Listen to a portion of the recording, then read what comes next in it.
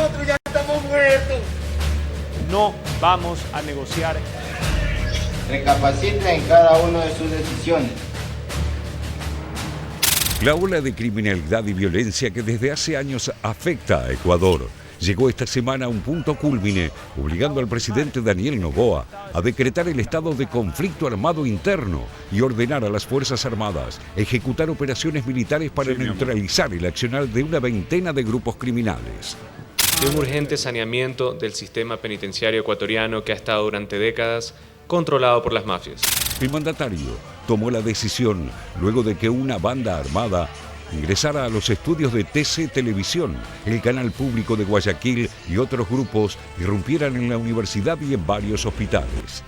Los invitamos a cada uno de ustedes a unirnos para poder recuperar a nuestro país.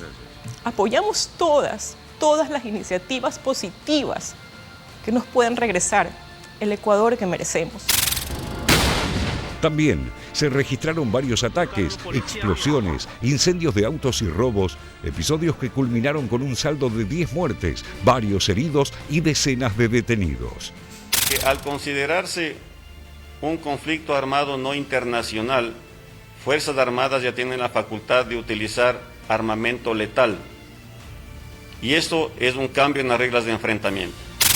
24 horas antes, Noboa había declarado el estado de excepción por 60 días en todo el país por la grave crisis de seguridad, agravada por la fuga de la cárcel de Adolfo Macías, alias Fito, jefe de la banda criminal conocida como Los Choneros, una de las más poderosas del país. Macías fue condenado a 34 años de prisión en 2011, convirtiéndose desde entonces en uno de los protagonistas de la violencia que azota a las cárceles de Ecuador.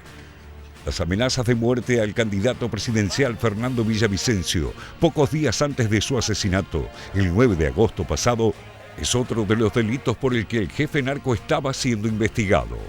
Según el vocero presidencial Roberto Izurieta, el gobierno planeaba trasladar a Macías a una cárcel de máxima seguridad, situación que habría motivado su huida amparada en la connivencia de funcionarios del sistema penitenciario.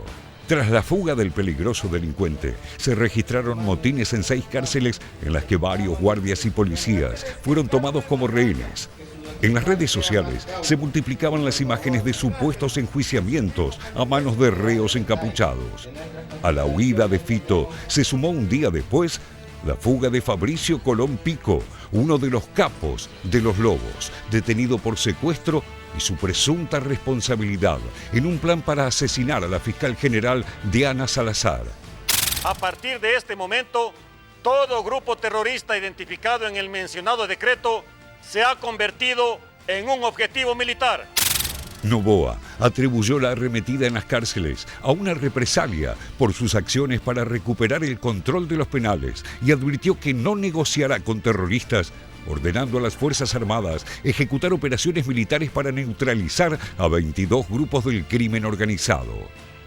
En el poder desde noviembre pasado, esta es la primera crisis que enfrenta el joven mandatario de 36 años, quien en la campaña prometió atacar con mano dura a los grupos narcos vinculados a cárteles colombianos y mexicanos, que con su accionar violento mantienen en vilo a la sociedad ecuatoriana.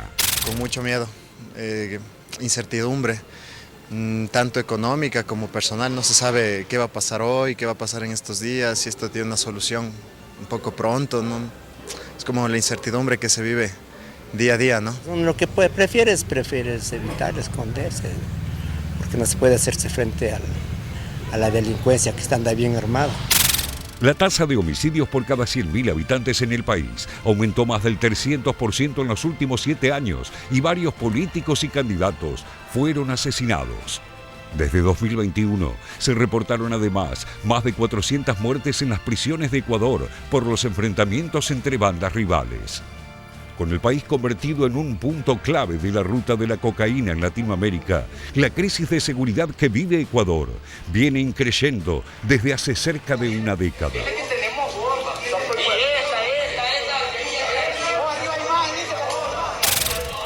Estamos luchando por la paz nacional, estamos luchando también contra grupos terroristas, que hoy en día son más de 20.000 personas los que los conforman. Es difícil, es duro, y me solidarizo también con las familias.